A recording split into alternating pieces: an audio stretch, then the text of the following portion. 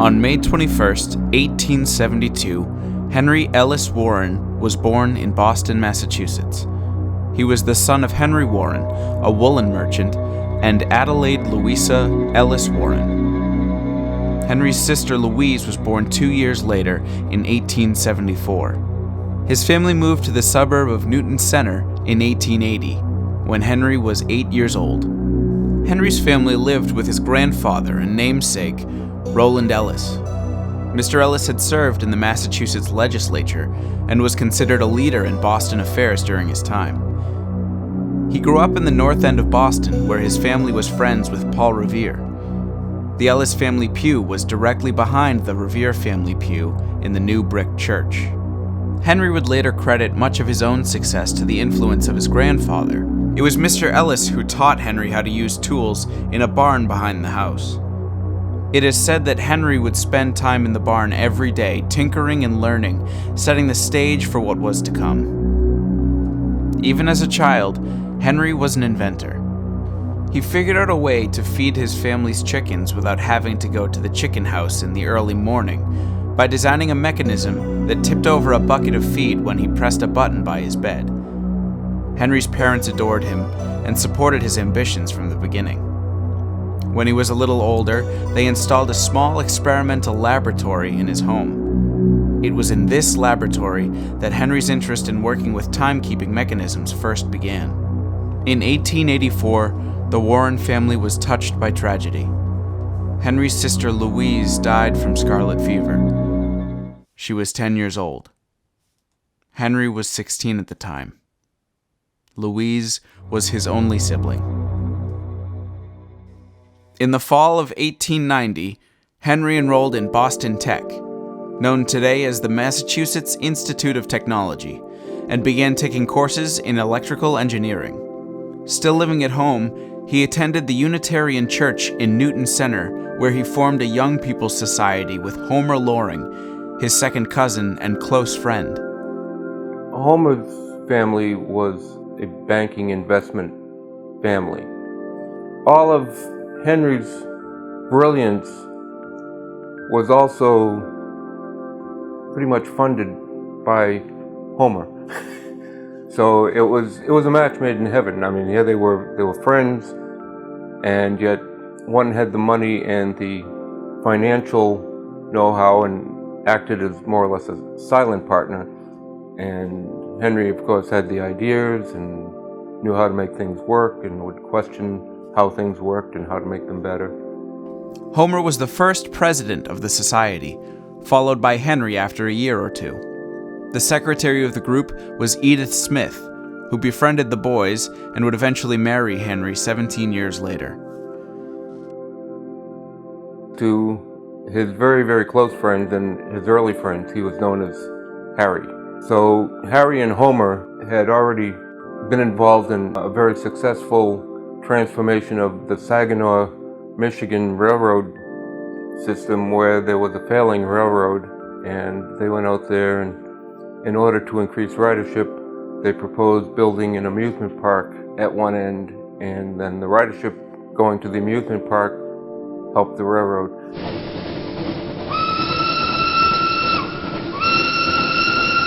In 1902, Henry began working as an engineer for the Lombard Governor Company of Boston. Governors, also known as speed limiters, are devices used to measure and regulate the speed of machines. He wound up being actually president of the Lombard Governor Corporation, but they were looking to expand a bit, and they needed something with a source of water, and that they found in Ashland in the mill buildings. It worked out to be a terrific building for Lombard Governor Corporation, which manufactured governors for water wheels and power plants and things of that nature. Henry Warren was my father's boss. So my father was the treasurer and general office manager and on the board of directors of Lombard Governor.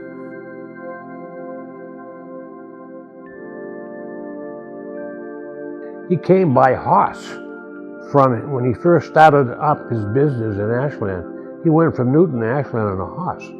Homer was Henry's neighbor up on on Chestnut Street.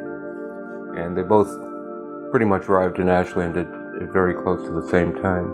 If you go up to the Warren Center now, as you get up to the fields on the right-hand side, just before the open fields, there's a small white house that's there, and it has a red barn down below it. That red barn is where he started making his clocks.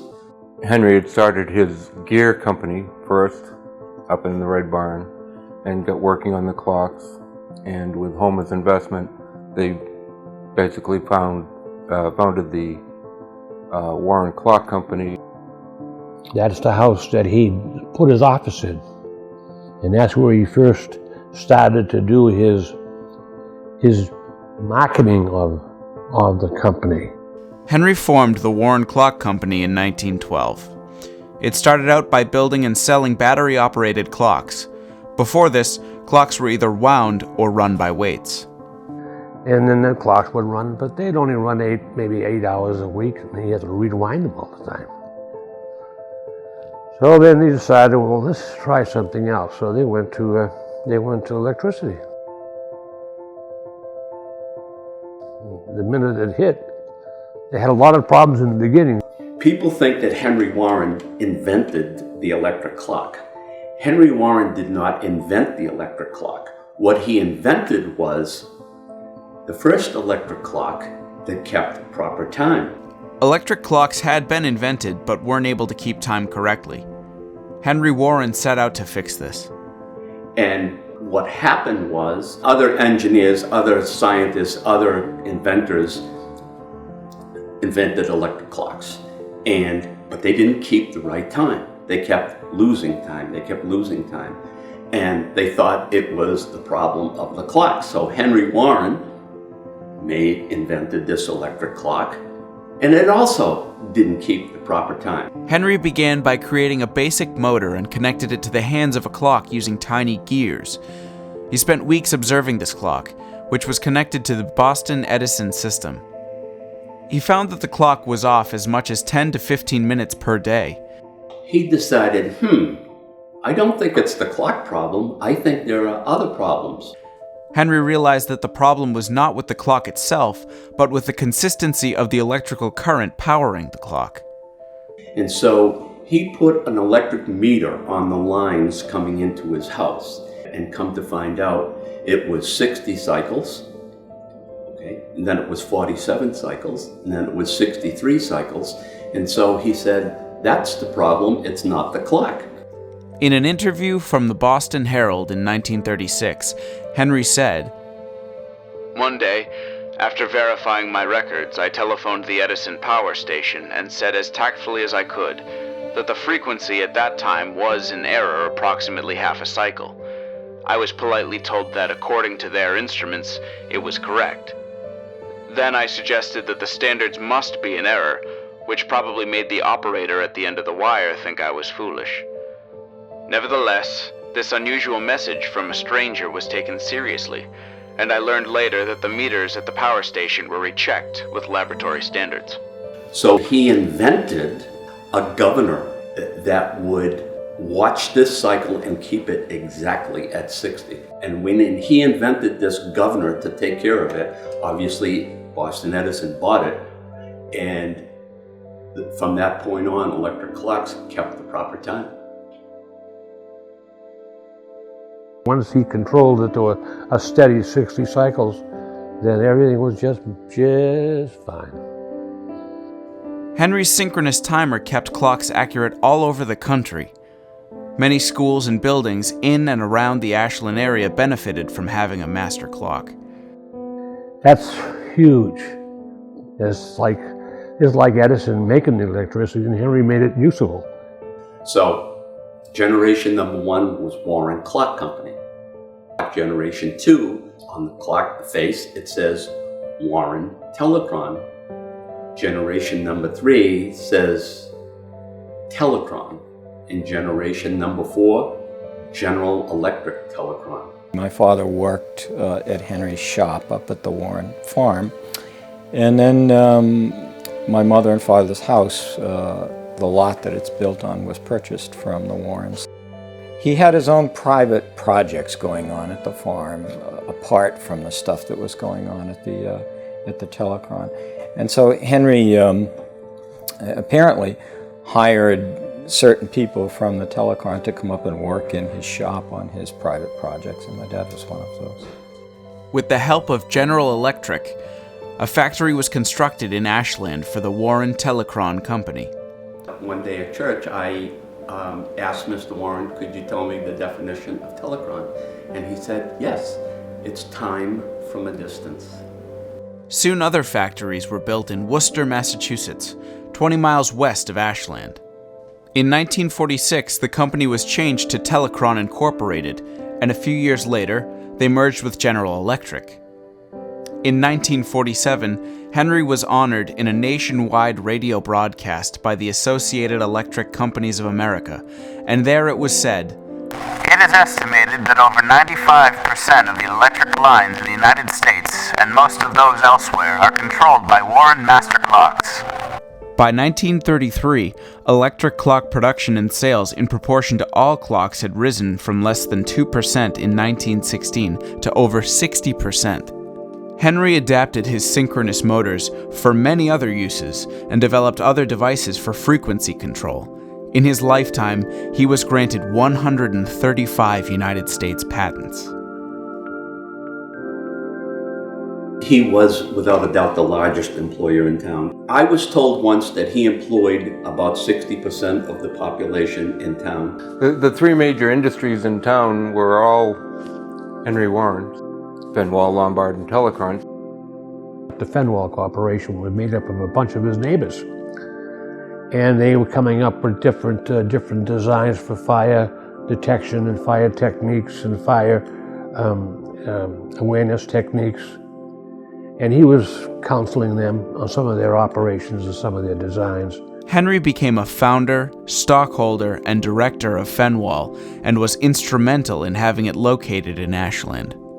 The thing that always stuck with my dad is he said he treated everyone the same. He said he's treated the vice presidents the same as the janitors, and with respect. I think he encouraged that family atmosphere amongst his workers.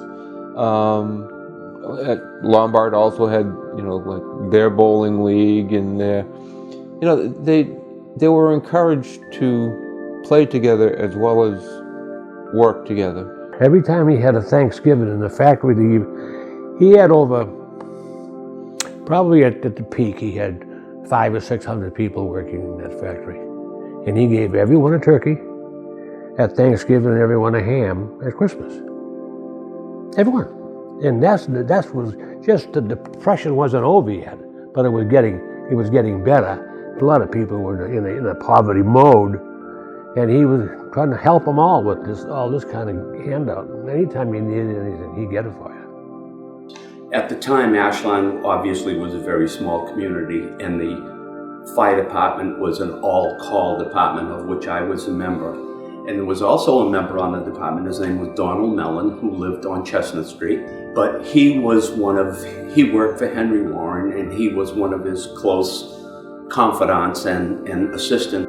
A gentleman, now he told me this story head on, a gentleman that worked at Telecron went to Mr. Warren and wanted to borrow some money. And so Mr. Warren said to Don Mellon, I would like you to do some research on this gentleman and do a background check and report back to me. And Don Mellon did the check and found out that the guy was a deadbeat, that he had moved from apartment to apartment and for non-payment of rent and whatever. And so he advised Mr. Warren that he didn't think it was a good thing to do. And Mr. Warren looked at him and said, I think you're biased. I'm going to loan him the money. He was a known icon in the town when I moved in 1941. I was only 7 years old, but I heard my parents talk about this Mr. Warren and the Telecron Company. One day I went to work for a farm up in Chestnut Street to clean out the barns, and I met a man called Mr. Henry Warren. He said, how do you do? And he wanted to know who I was. So I told him, and he said, you go to school? Yeah, typical question he asked a kid who's 13 years old. I knew him from the Federated Church. When I was in high school, I was an usher at church every Sunday. And my grandfather actually worked for Mr. Warren for about 40 years. His name was Clarence Morey, and he was in charge of the master clocks that Telecron made and Henry Warren designed.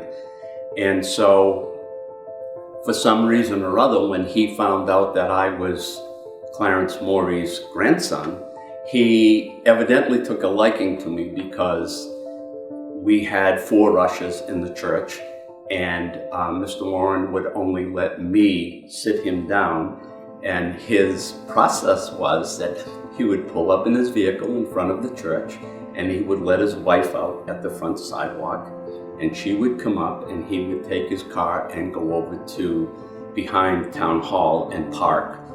And I would escort Mrs. Warren to her seat, and they sat in the same pew, in the same seat every Sunday.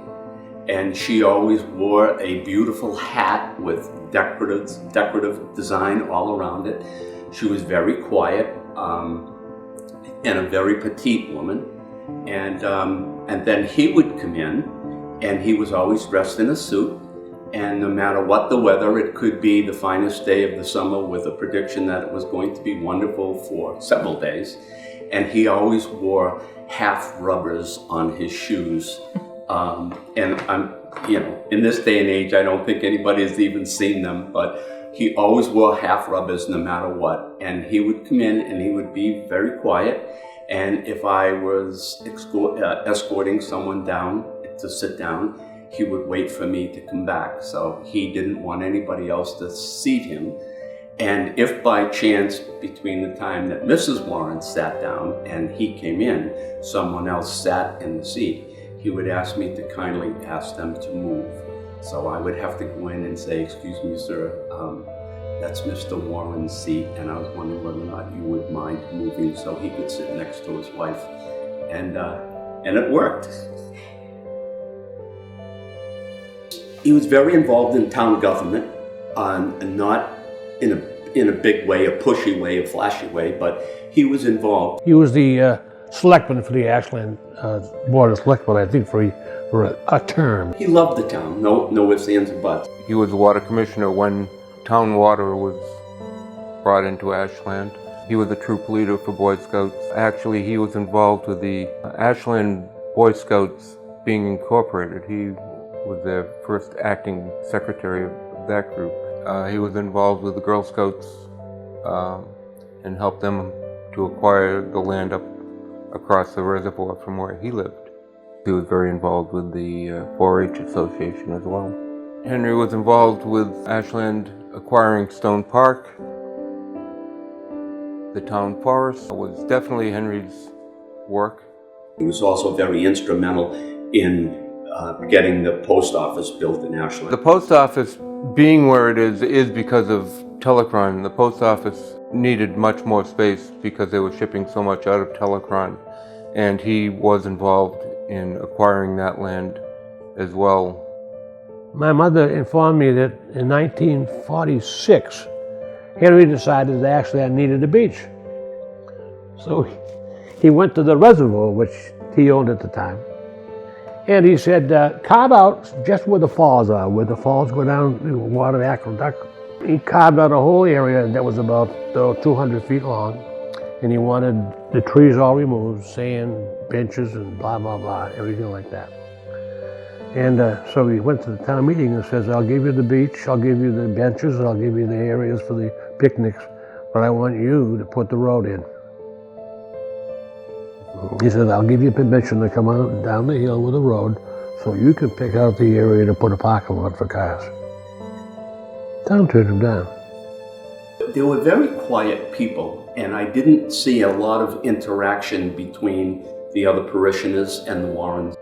He was clearly blessed with the intellect that's only held by a few people.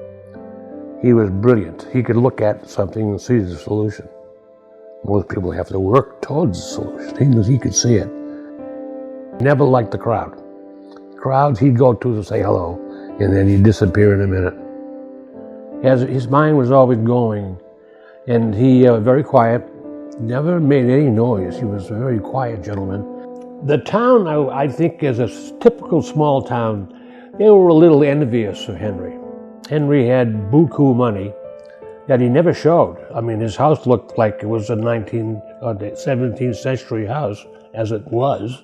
To me, he was very eccentric, and he was a real diversion thinker, without question. He knew how to get things done, and he knew how to solve problems. He was brilliant. No ifs, ands, or buts. The wife was more of a country girl, in my estimation. Now remember, I'm only 14 years old.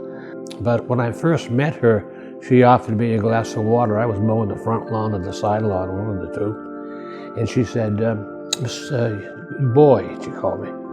Boy, she says, would you like cold water? So I said, yes, thank you.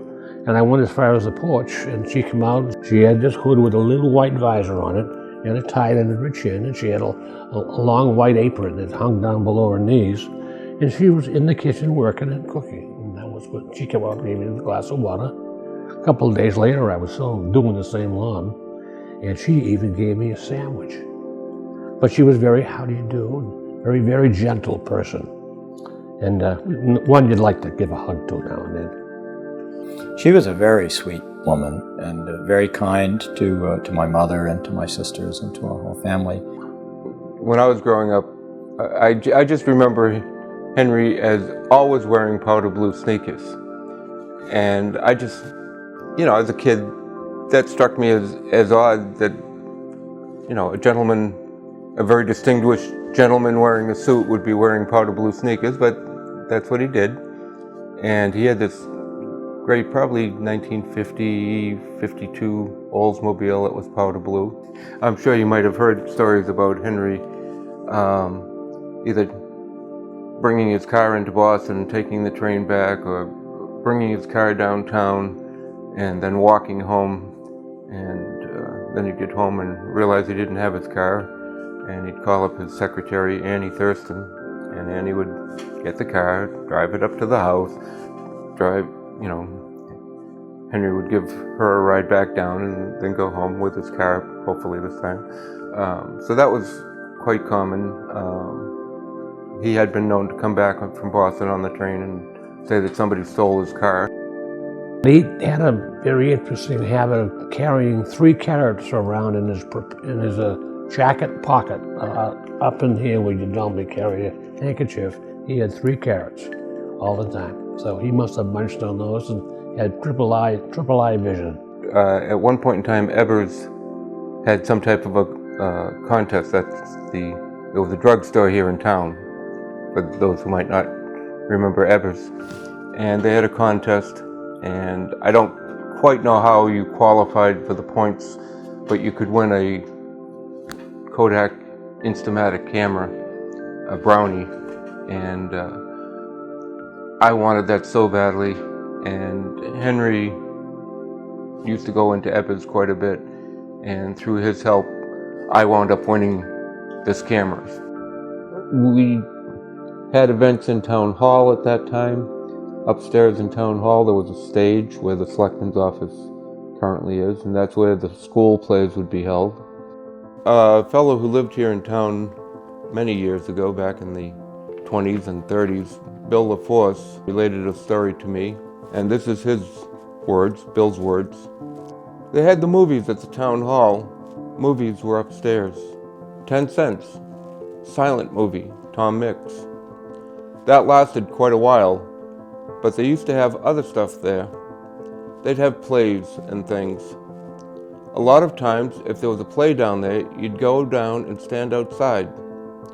And if you didn't have the money to get in, Mrs. Warren, Henry Warren's wife, she'd take you all in. I have 3 older sisters, and they had this scheme when they were selling Girl Scout cookies. They used to go to Mrs. Warren, and Mrs. Warren told them that she would buy whatever they couldn't sell. So after a while, they just wouldn't sell anything. They would go up to Mrs. Warren and say, well, we've got all of these Girl Scout cookies, and Mrs. Warren would buy them. And I have this very, very vivid memory of this day. My sisters went in, and Mrs. Warren came out with my sisters, and she was all hunched over because she had scoliosis. And she gave my sisters and us this book. It's a history book. It's called Cavalcade of America.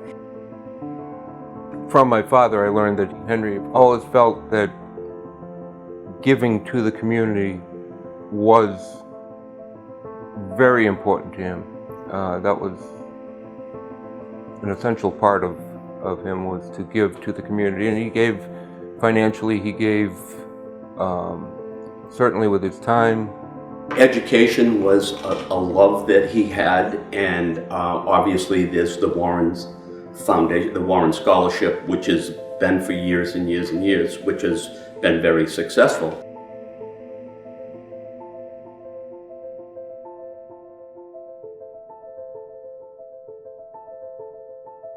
Back in the early 50s,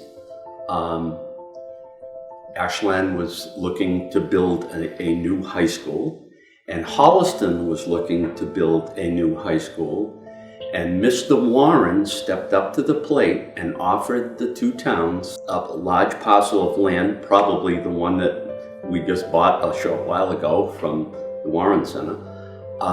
He offered the parcel of land free of charge and was going to make a huge donation for a regional school that would be Ashland and Holliston, and his request was that it be called the Henry Warren Regional High School. And the towns voted it down. When Ashland got scolded for turning it down, they voted again, and Ashland voted for it, and Holliston turned it down. And then as the Warrens got older, a few years later, they offered it again to the town, and they still refused it. So we could have had the whole Warren farm for nothing.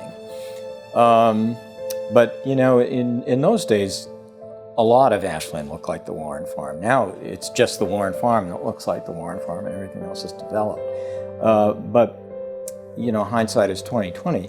Then he offered it to MIT, where he had gone to school, and they refused it.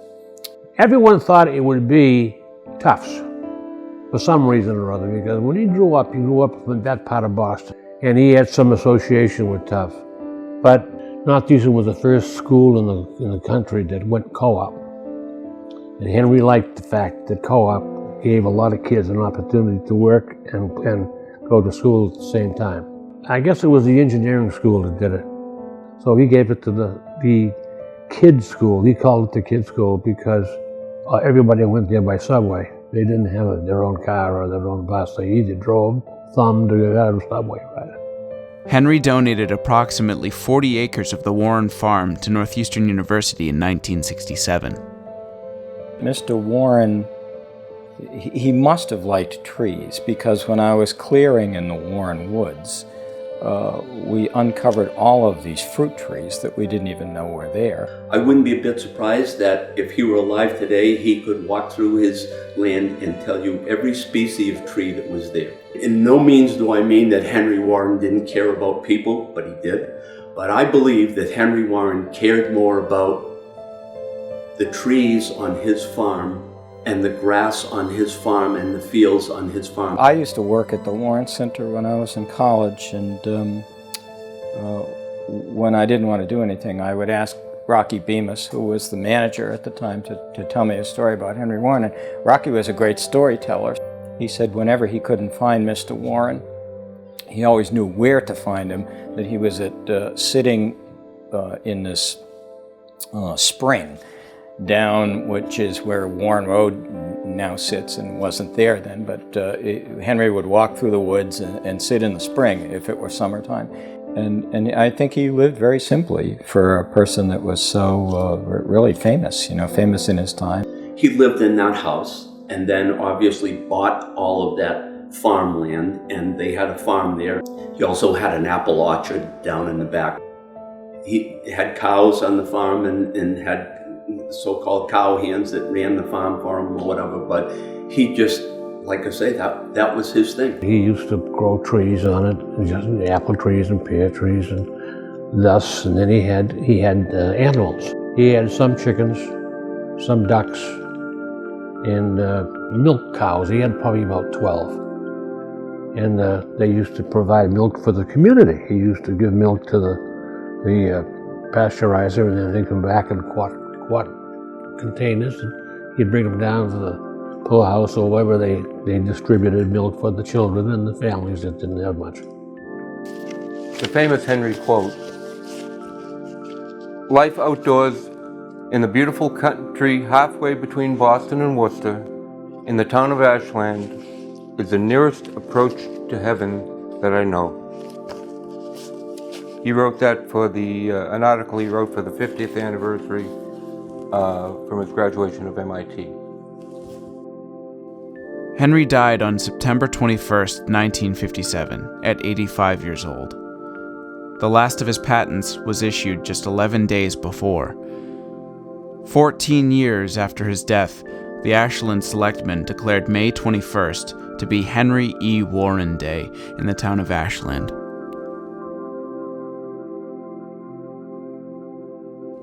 Among his many talents, Henry also was a writer. He wrote everything from engineering articles to poetry. His best-known poem is entitled Blazed Trails. Where'er we go by earth or sea or air, in forest dark, cross wildest waves, in starlit sky, in cavern deep, on mountain slope, in thoughts profound, we find the works of those who went before.